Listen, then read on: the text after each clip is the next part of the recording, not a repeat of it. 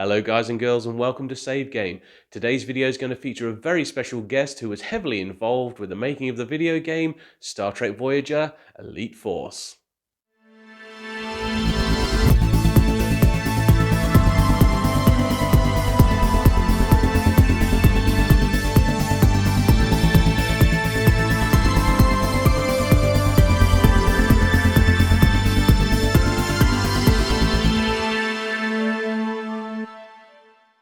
Star Trek games have been a bit hit and miss over the years, but Elite Force is celebrated as one of, if not the best.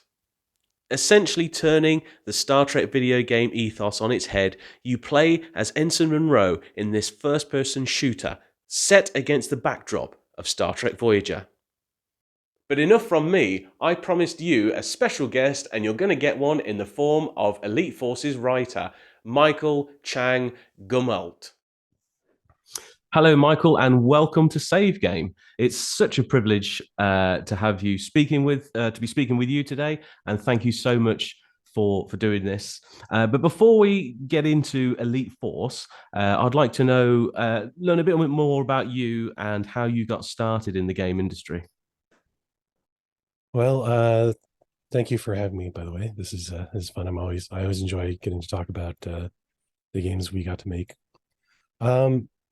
Let's see. Well, I was always interested in video games. When I was a kid in the 70s, we had Pong, right, which you would plug into the back of the TV with you'd have to screw it in, take off the rabbit ears and put in the Pong. And then I lived in a hotel for a while that my parents were managing, and that had like an arcade where I could just give myself credits. So I played those a ton. I was making games on my Commodore in the 80s. I made like 100 games on that. But it was just a hobby. Like even in the 90s when I was in college, I was making mods for like Doom and Quake and stuff like that. But those mods are what got me hired. Someone played one of my mods. It's a mod I made called Ultimate Quake that just took everything I could think of and put it into one mod.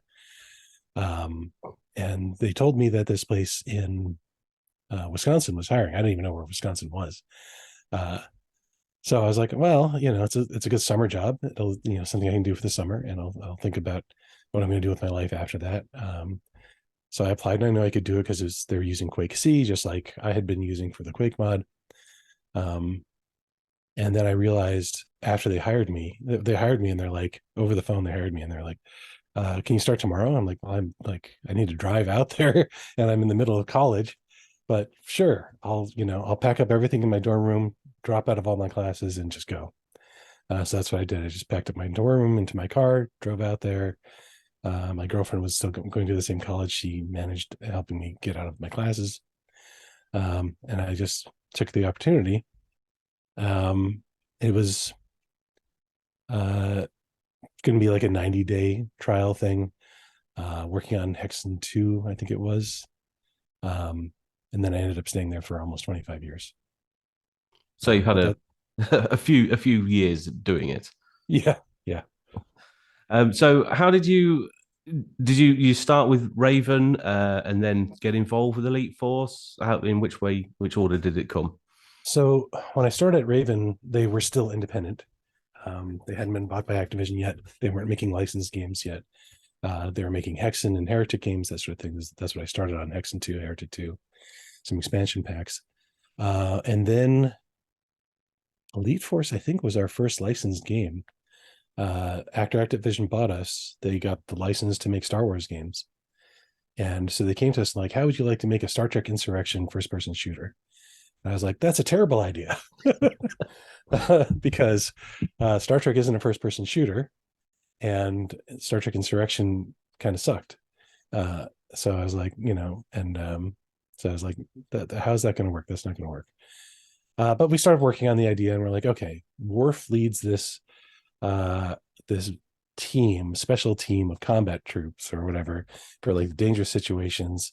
They're part of the security wing, of the Enterprise, and it's called the Hazard Team because they go into the hazardous situations. They're made up of specialists and stuff. So we start writing that up and coming up with the characters and everything, and then I guess at some point they realized, wait, Insurrection sucks. How about Voyager? do Voyager. I'm like, well, Voyager's like in its last season or about to be going to its last season, but sure. So we moved it over to Voyager, came up with a story for that. And because I'd gone to film school and because I was probably the biggest, one of the biggest, if not the biggest Star Trek fan there, I got to write the story. I got to write the script. So, in my off time, mostly, I wrote like a 400-page script with another 400 pages of just miscellaneous dialogue for all the incidental stuff that characters say. And I was also a game programmer on it, and I did cinematics too. I brought my filmmaking experience into it and made a camera system that you could use as like a director would. You could say, I want a tracking 2-shot on these two characters. Just throw the camera on a track. It'll maintain that proper distance and FOV for, or lens length or whatever for a 2-shot and stuff like that. That was a lot of fun, that game. We learned a lot and did a lot. And at the same time, we were using the Quake 3 engine, which hadn't come out yet. The Quake 3 hadn't come out yet. So we were using it as they were making it, and they were making, Quake 3 was multiplayer only, so we had to add a whole single player component to it ourselves. So that's a lot of work. It took us 2.5 years, but I'm pretty pleased with how it came out for the most part. Well, it was a good call that you moved away from Insurrection, because it's one of those films that you can kind of sit and watch, but it's like an extended episode. It's not terrible. Yeah, it was just like an extended episode. It just felt, nothing special about it. Yeah, and the story fits Voyager a lot better, because although Star Trek is very varied with its storylines, Voyager did encounter those sort of more action combat things. Yeah. And they couldn't just get more crew, right? Like they couldn't just have red shirts dying all the time. So having a hazard team would make sense. Someone whose their specialty is dangerous situations. Yeah, and interestingly about the story of the game, so Voyager's pulled into this rift and has to face off against other aliens that have been trapped in this rift, and then also, effectively build an alliance to fight through and get out. And it's very similar to the storyline of the episode The Void from Series 7 of Voyager. However, this game came out before the episode. Yes. So did you ever watch that episode and think, they've stolen my idea? I mean, I think it's probably just one of those things where, they read the script. Every time I would write something, I'd had to send it in to the writers there, and I've talked to Brandon Braga since, and he remembers it. So they definitely read it. I don't know that it influenced them. Maybe it did, maybe not. But they probably had that idea way before Voyager, and then it was just kind of kicking around. And it's not that unusual, the idea of a Sargasso Sea or Bermuda Triangle or whatever. So it's probably just coincidence. Just like later on Enterprise, they had the Makos, which is very much like the Hazard Team. Yes, they are. Yes. And during that process, when the game finally goes into production, did you have much creative control during that process? Oh yeah, they were really good.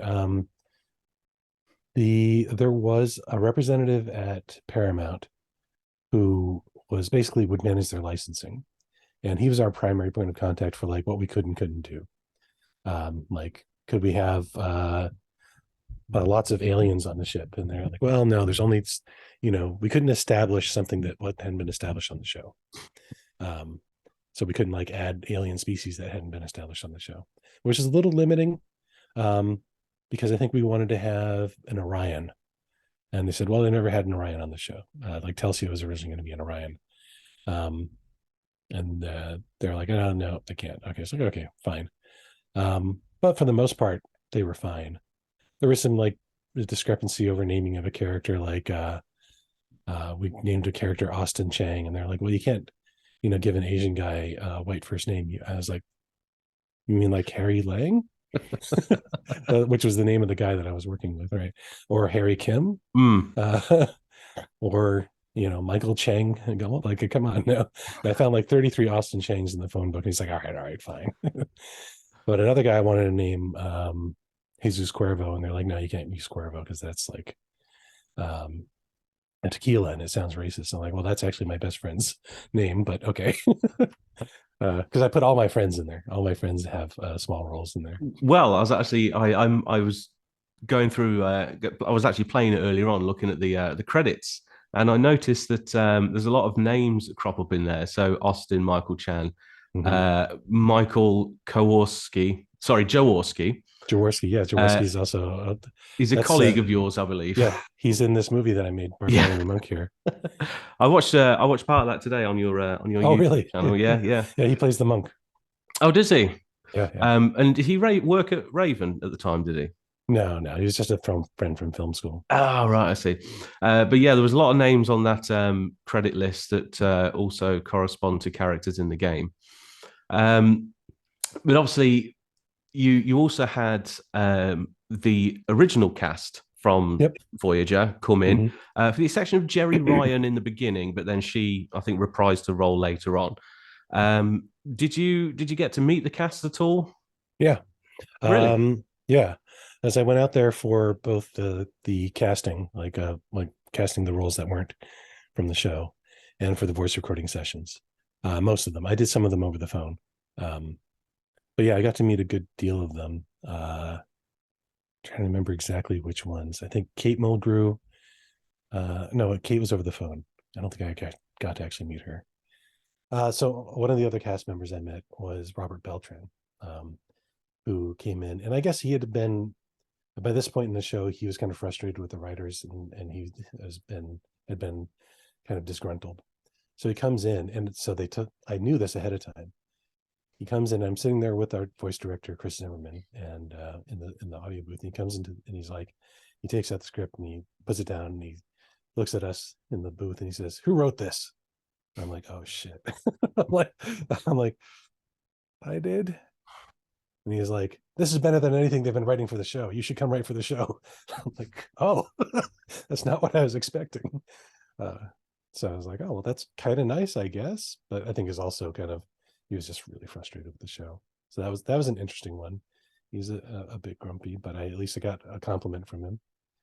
And then um, when Janeway came in, she was like, she did all her stuff in like 45 minutes and was gone. She was like total professional, like in, out, done. Um, Jerry Ryan, we didn't get initially.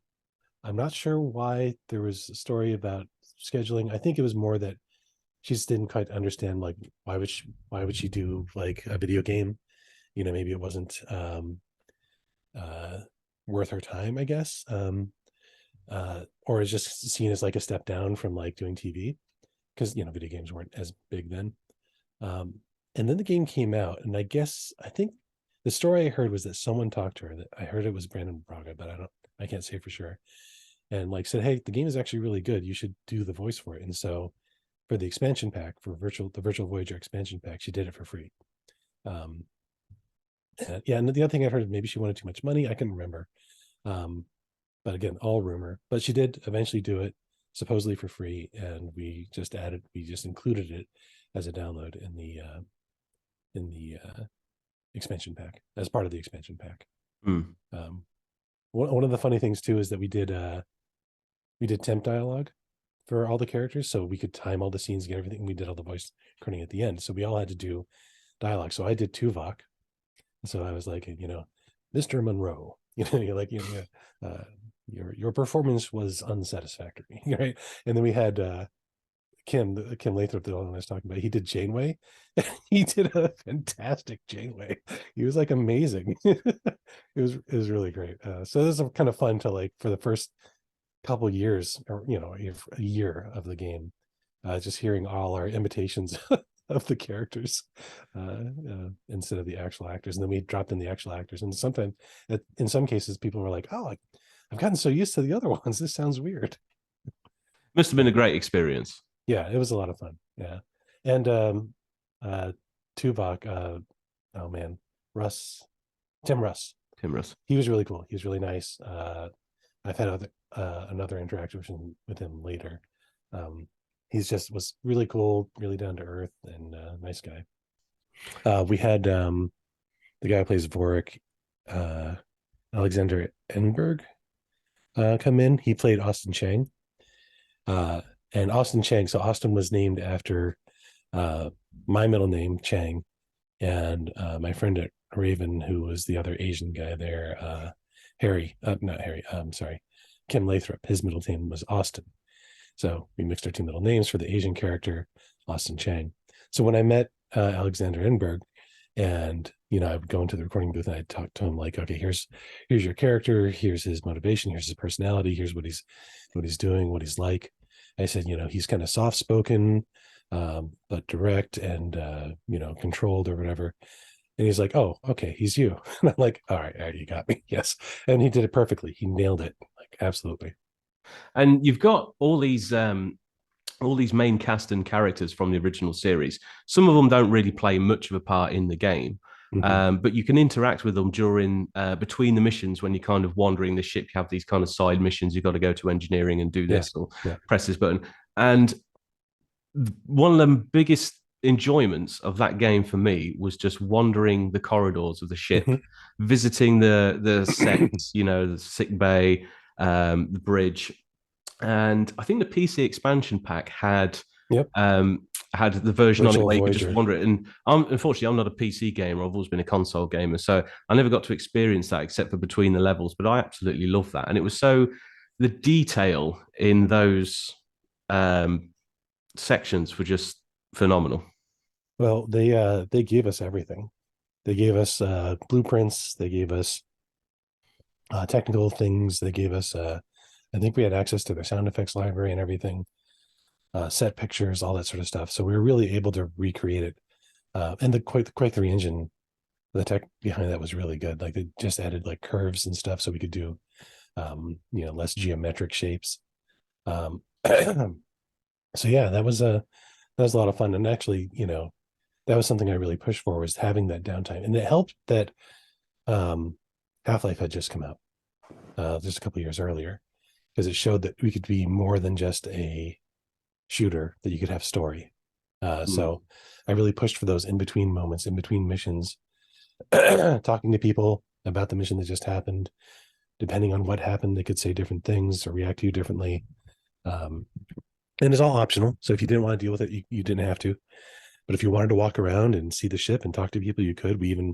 I scripted out this whole sequence where if you started shooting at people on the ship, instead of just saying, no, you can't shoot, I scripted out this whole sequence where security would show up and you'd go in the brig, and then a random character would show up saying a line about how disappointed they are in you. So it's kind of fun just to even break the rules. Well, it's funny you say that because with things like there's certain things that gamers always do. So, like in Tomb Raider 2, you always lock the butler in the freezer in the kitchen. And I think anyone who's ever played Elite Force at some point has tried to murder the crew Yeah, yeah. and play through that.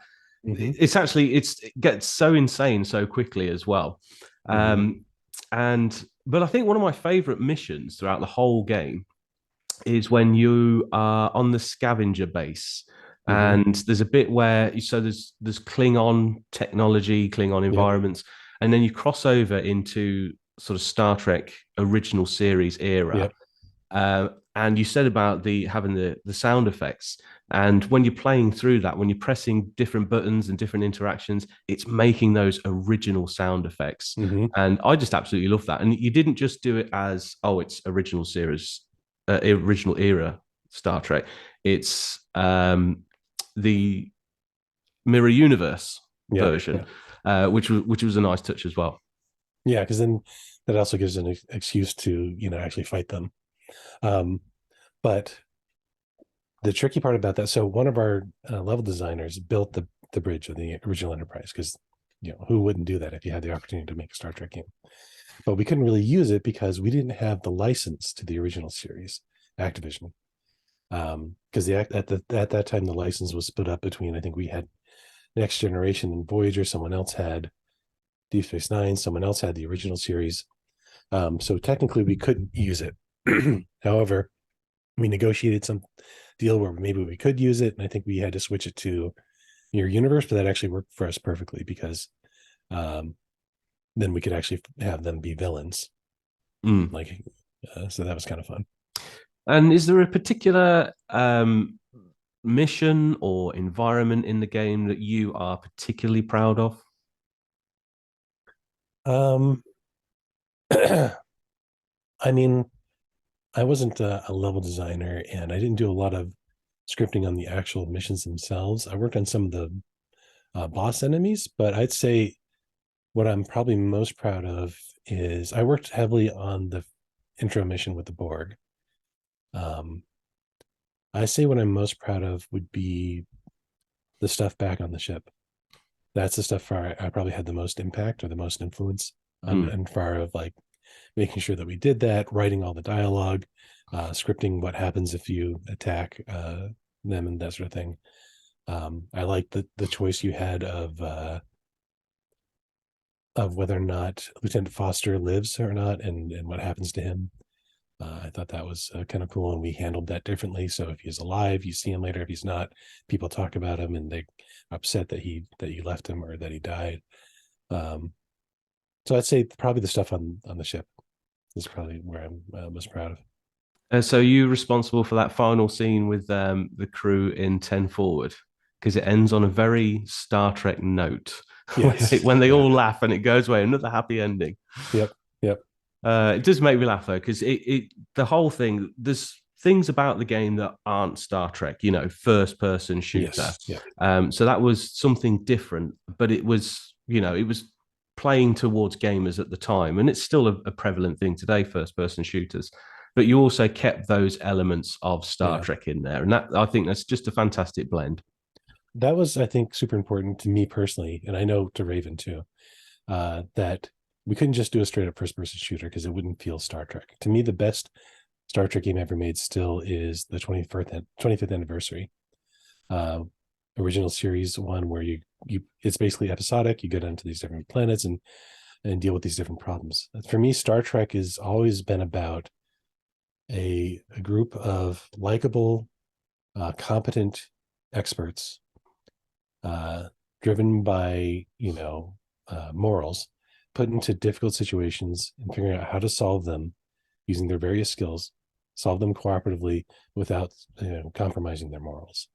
Um, and that's the core of Star Trek to me. That's so obviously that's not a shooter, but you can take those elements and make sure they're still there as you're telling a story in a shooter, and that's what we try to do. If you were approached to be part of a remake, would you step in on that? It'd be hard to decline. It'd be very hard to decline, especially like, oh man, I mean, other games have done this so well now, like Mass Effect. Mass Effect would be a fantastic model for a Star Trek game. Yeah. Um, I mean, when I first got the game, it was released in what, 2000, 2001, came Yeah, out here in 2000. the UK in 2002. And it was actually given to me by my sister for finishing my exams at school. And she said to me, "Oh, you've got to pass your exams and I'll buy you this game." And I was like, don't know if I'm going to be able to do that. But she got it for me anyway. That's cool. I won't tell you if I passed or not. And yeah, and just took it home and just, played it to death. It was such a fantastic game, and Great. Voyager was relevant at the time because the series was still running. It was just Mm-hmm. coming to the end, Yep. but it was still relevant. And now, obviously, Star Trek's had this boost again in recent Mm-hmm. years with Discovery, Picard, Strange New Worlds. So it's had this revival. Yeah, and Janeway's back, Yes, and yeah, Seven of Nine is back. yeah, and it's going to a whole new generation, the next generation, if you pardon the pun. Yeah, yeah, I think that's great. I'm glad that it's back. I remember I had been working on an idea for a series in 2015, I think it was, because the 50th was it the 50th anniversary was coming up, and I hadn't heard any news about there being a new show, and I'm like, this is crazy. It's been 11 years since Star Trek's been on TV, and yeah, you've been doing the movies and that's fine, but Star Trek needs to be on TV. It needs to be episodic. It needs to. So I started writing up a pitch, and I put it online. I worked up a whole series Bible and like a 7 season arc, and like wrote the pilot and the first like 7 episodes. And just by chance, the name I chose for it was the same name that Paramount had chosen for their next movie, Star Trek Beyond. So they contacted me and they said, hey, well, how would you like to come out and pitch your idea to us in exchange for the, you know, the website? You know, I'm like, yeah, of course, absolutely. So I actually got to go out there. I renamed it Star Trek Uncharted. The website's still up, I think, and pitched them an idea and you know, they didn't take it. Obviously, they're not going to take an idea for some random uh, person. Um, but uh, but when I went out there, I was like, Star Trek belongs on TV.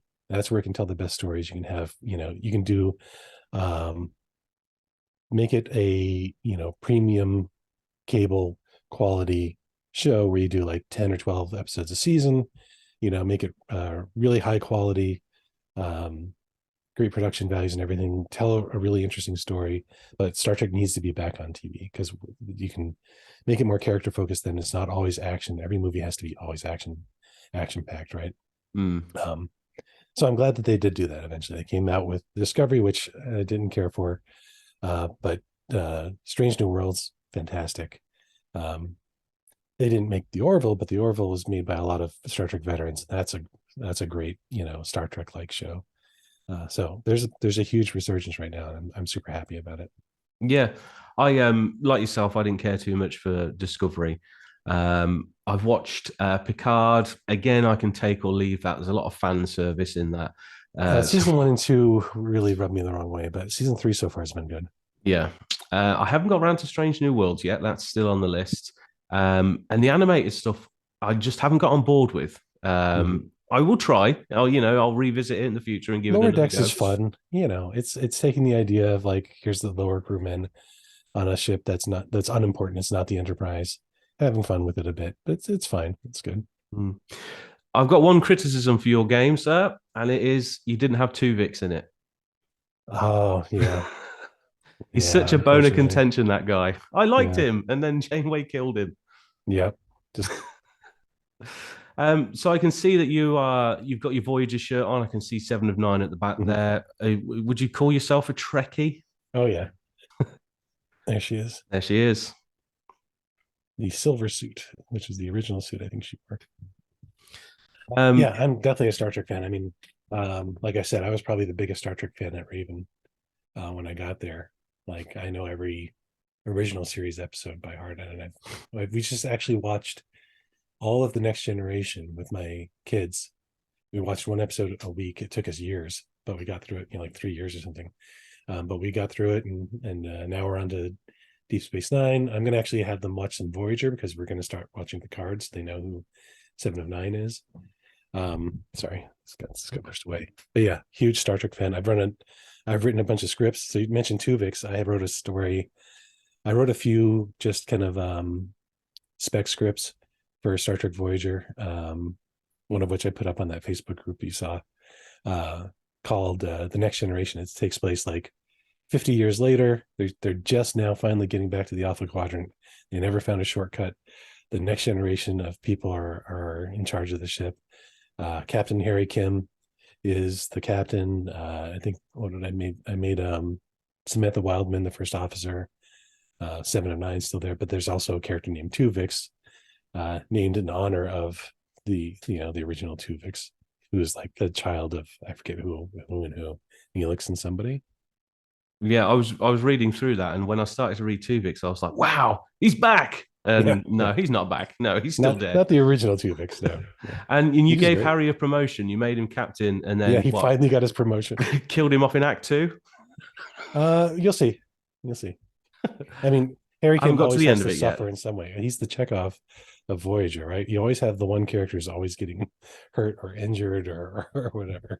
Yeah. Do you have is Voyager at the top of that sort of Trek list as far as series go? I'd love to say so, but not really for me. It's Next Generation, original series, then Voyager. Voyager has some great characters, but they also have, I think, a lot of inconsistency in the episodes, um, and a lot of inconsistency in how they wrote Janeway because she didn't have as many external forces as other captains do, put them in bad situations. So often she was responsible for putting them in bad situations, and so the way they wrote her was, I think, just inconsistent. They had to because they didn't. They kind of had to put the ship in trouble a lot.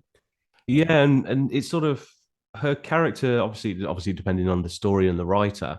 There'd be episodes when she'd say, we can't get involved because of the Prime Directive, and then the next episode, she'd just totally ignore that and go ahead and blast Yeah, through someone's space because she doesn't want to spend 3 months going around it. So it was a bit. The character was a little hypocritical at times. But with the next generation, I think the first few series I would say that it struggled, as a lot of yeah. programs do. First couple seasons for sure. Yeah, I'll be honest. If I'm ever doing a rewatch, I tend to skip a lot of episodes from the first couple Mm-hmm. of seasons. But then they had they had 7 years to get it right, Yeah, and I think in the end, they'd really laid the groundwork for future series, and unfortunately, Voyager perhaps suffers from that because it's effectively the same thing, just carried on with different characters. yeah. And I had we gave it a shot. We watched the first 2 seasons, and then sometime in the third season we just stopped watching because I don't know, the stories just weren't interesting. Um, but then towards the end of the third season, we started watching again just to see what was going to happen with the next season. And then they brought in 709, and a lot of the D69 writers came over, I think, and the show just got a lot better. They had a new interesting character to write stories for. That was that exploring the human condition character that like Spock or Data. That was really cool to add to the show. And I think the stories just generally got better. They still had some real stinkers, but like the one where they get turned into guppies. Janeway and Paris get turned into guppies. Threshold, yeah. Yes, Oh, yes, that and then is. they mate. Yeah, that was just, what were they thinking? But I think at that point, like you said, they're just kind of running out of ideas. Maybe, I don't know. And then Mm. I didn't really care for Enterprise at all. Enterprise, I think series 3 is really good when they're off fighting the Zindi. Um, Seasons 1 and 2, hit and miss. Fourth season, I Season was a bit kind of, oh, this is still going season on. 4 was all fan service, but it was kind of fun. Yeah. So what are you doing with yourself now then? Um, I left Raven about 2 years ago, and I'm working at ZeniMax Online Studios. I'm a lead designer there. Working on a new IP that I can't discuss because the game is not announced yet. But it's cool. It's fun. It's it hits on some of my favorite experiences from my game development career in the past, the kind of games I really loved working on. So that's a lot of fun. But that's where I'm at now. ZeniMax, which is ZeniMax, Bethesda, Microsoft, that whole family, which is kind of funny because when I started at Raven, I was working with a bunch of guys. We weren't owned by Activision yet, but Activision was about to buy them, and a bunch of guys left and started a studio called Human Head here in Madison. Didn't see or talk to those guys really for like 20 something years, 25, almost 25 years. But then they got bought by ZeniMax Online Studios. Then I went to ZeniMax, and now I'm working with those guys again, which is really funny. Like after 25 years working with some of the same people I started with at Raven. And now Activision did buy Raven, and now Activision is getting bought by Microsoft. A couple of years ago, Microsoft bought Bethesda, bought ZeniMax. So we're all going to be under the Microsoft corporate umbrella. We're all going to be one big happy family again.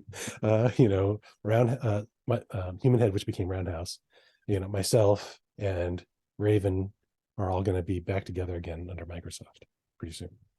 Oh well, I hope it all works out, and good luck with it all, and I hope to see you in the future. Yeah. Thank you for coming on to this to the channel. I know that we just met briefly in a Facebook comment feed, Mm-hmm. and you've been kind enough to respond to my request for an interview. So thank you very much for that. Yeah.